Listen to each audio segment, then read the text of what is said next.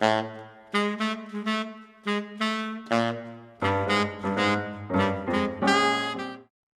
everybody, so Donna Schwartz here from the Everything Saxophone Podcast. We're here at the Key Leaves Everything Saxophone Podcast NAMM Hang 2020. Can you believe it? 2020. Another year. That's Here crazy. we are again. I know, and I'm with Darren Rahn, saxophone player, composer, arranger, producer extraordinaire. Oh, thank you, Donna. No, I'm serious. It's awesome. I've been buying his records for a long time, listening to him on all the radio stations, and what's great, a lot of great things happened for Darren this year that he's going to tell you about right now. Wow. Well, good. I mean, we had Moxified, the single came out last year. Yeah. And that went, I think that went number 2 on Billboard. Had a great year playing and touring, and then producing in the studio some cool stuff too. Yeah. I had the opportunity to do Dave Cobb's Christmas record. Yeah. So I got to arrange and produce and mix that one, and yeah, I mean, gosh, Najee's new single, and then I've got a new single coming out next Monday, on the 20th. What's the name of the single? It's called Infinite Love. Infinite Love. Look for it, folks. Okay, Infinite Love. By the time this may come out, it's going to be out, so check it out, download it, okay, stream it, buy it, whatever you need to do. Where would they find that? Infinite Love. It'll be all your favorite music retailers, and Cool. Nowadays everyone's streaming and buying online. So iTunes, Amazon, Spotify, Pandora. And your website? There'll be a link on my website as well. Well, and what is your website? DarrenRahn.com. That's DarrenRahn.com. Cool, you got to check it out. He's got tons of singles out that are really awesome. I've seen him perform at Spaghettini's. I've seen him perform here at NAMM. Been on the stage with him at NAMM last year when we had that jam, so it's really good stuff. That was fun. That was a lot of fun. And I caught that little mini jam the other day at the Jody Jazz booth. Oh yeah. That was cool. You guys were doing, no, it wasn't Straight No Chaser. I forgot what the tune was, but anyway, you sounded awesome. It's all a bit of a blur, but we had fun. Yeah, and it sounded great. Too. Thank you. So, can you talk to us in terms of, like producing nowadays, and in terms of like streaming versus downloading? Has that had any effect, in terms of what you do and how successful you can become as a musician? I think, the accessibility of music online, sure, and streaming and social media is a big part of how people get into music these days. So I think it makes things accessible for artists trying to get in. Then you have the other side, which is revenue, paying your bills. Yeah. And so the, still like downloads and sales is still significantly, more impactful than the streaming. There's been they've done some work with the Music Modernization Act and to try to make streaming better, but it's still a long ways from where it needs to be. But it's, it is the future, I think. It's inevitable. So we kind of have to bridge that gap and go with it. And, embrace it. Yeah. I think the streaming thing is probably where it's gonna be. So. I can't imagine I don't know. I can't imagine what could come even after that. I don't know what happens next. Streaming directly to your brain. I saw on Shark Tank they were trying to do. Some guy was trying to sell surgically implanted Bluetooth into your ear. How did I miss that one? Oh my God. So that, implanted, basically, I guess they're like headphones, but they're really high quality, and they get surgically implanted. And at night, there's a USB port behind your ear. It was creepy. So I honestly hope it doesn't go that far, but, who knows? I can't even. Holy cow. All right, getting away from that creepiness. That's Did I just ruin the interview? No, I think that was awesome. I just can't believe that someone would, well, I guess that's the next step. He didn't get the deal, though. Yeah, I can imagine. I can only imagine how they must have harangued him after that. So what do you have coming up for this year, aside from your single dropping in a few days?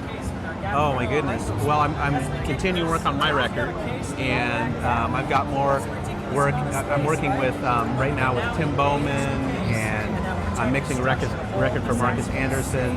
I've got music planned with Michael Lincoln and a few other people. I think Dave Paz and I might get back into the studio again this year. So You know, tour dates coming up. I'll be back at Spaghettini. I've got a couple of tour dates on the East Coast next month. So yeah, lots on the horizon. That's awesome. Oh my God, you're so busy. And it, you know, can you talk about like what it's like to produce for, you know, with Dave Koz? You know, it really, honestly, just easy and fun, and you know, I think when you work with someone that's done so many records, and you know, I'm at a point in my career where I've had an opportunity to do quite a few records too. You start to learn how to let music fall into place, as opposed to maybe when I was younger, and Dave would probably say the same thing. Maybe you find times in your career where you're trying to force music into a box, or you're trying to specifically create something that you have in your mind. And I think as you grow in music, you learn to let music happen. Interesting. Just kind of be natural. So when we worked in the studio together, I mean, it came very naturally. I presented him with a bunch of arrangements and songs, and he liked them, and then he shared some of his ideas with me, and we just got in there. He's insanely musically astute and accomplished, and incredible ear. Probably as good an ear as anyone I've ever worked with. And then he has so much to offer music. And music just flows out of him. So we were doing the Christmas album, and on one song, I think it was on White Christmas, kind of did it like an R&B ballad. And at the end of the song, it was sounding really nice, and he was like, "Darren, I just feel like we need some snowflakes.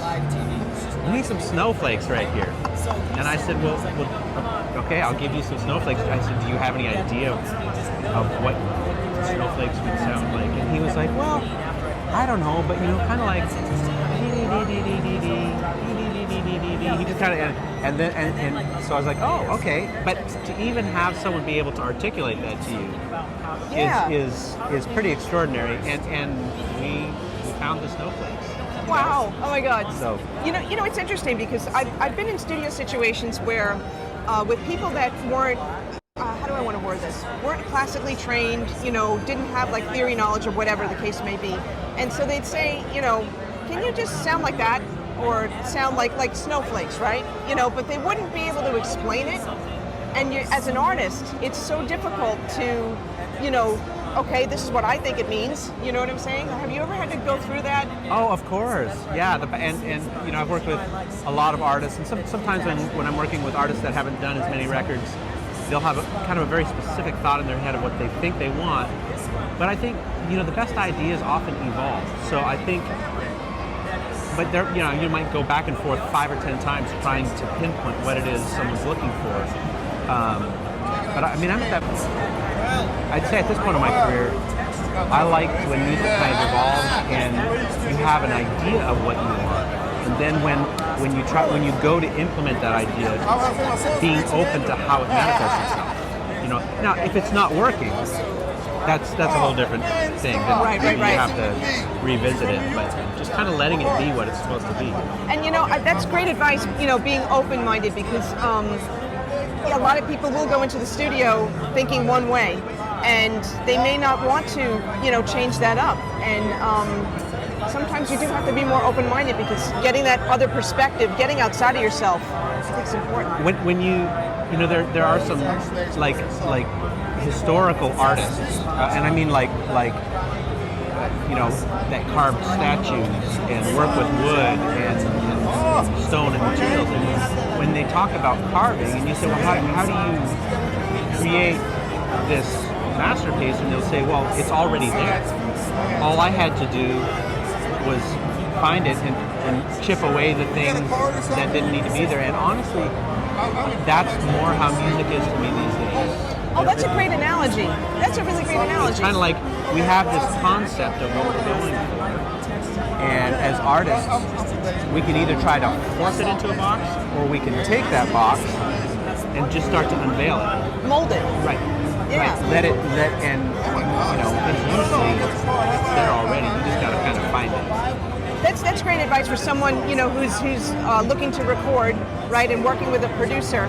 And one other advice or tips do you have for someone who, is a young artist out there wanting to put out albums and working with a producer? What should they be prepared with? Well, I mean, the first thing, and this would tie in with saxophonists too.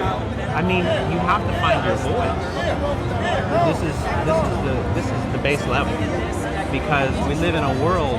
I mean, we just had one of the world's greatest young saxophonists walk by the booth, and there's people like this everywhere. These guys can play, and what do you, with so many horn players and so many musicians, how do you stand out?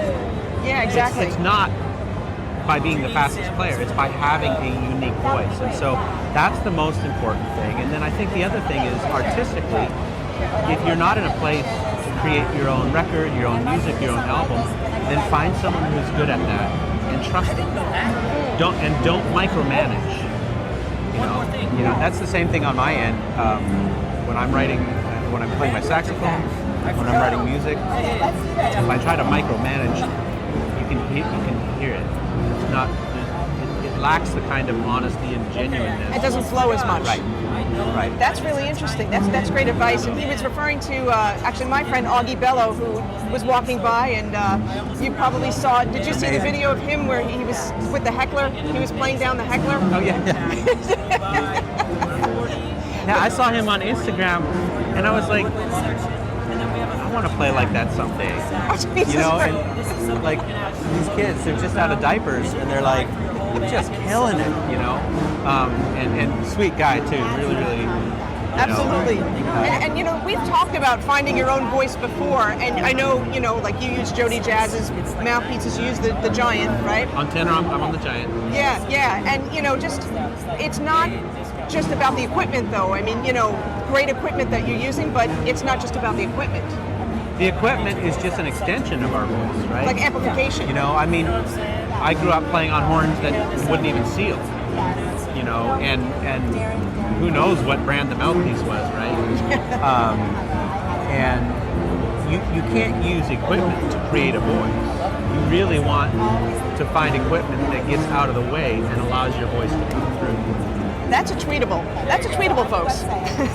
That really is. That's pretty deep. And yes, we're at NAMM. We talk about equipment. We try out things. We try out all these great latest gadgets and stuff like that. But the bottom line, and I always say this too, you'll try out something. It's like the greatest thing since sliced bread. You go home, you play it. 2 weeks later, you still sound like yourself. Yeah. You can't get away from yourself. So you better embrace yourself, because. And you know what? You hear that in playing, and someone's playing. Like, you can hear if it's them that's coming through. Or, I mean, imitation is a great learning tool. But it's not the end game, right? We have to get to a place where we have our own unique voice. So I think that we've got to make sure that we're spending time becoming ourselves. So I always get questions from people, how do I find my own voice? Well, you've got to spend a lot of time alone playing saxophone. I think the tools we use to learn, for some people they're doing transcription, copying YouTube videos, other people are reading through the Omni book, other people are doing Jamie Ebersold records, but at some point you've got to get alone. Just you and your saxophone in the room. And play, and it's kind of like we talked about creating music. The artist letting it chip away all the things until it's the same way with our sounds. We've got to spend time.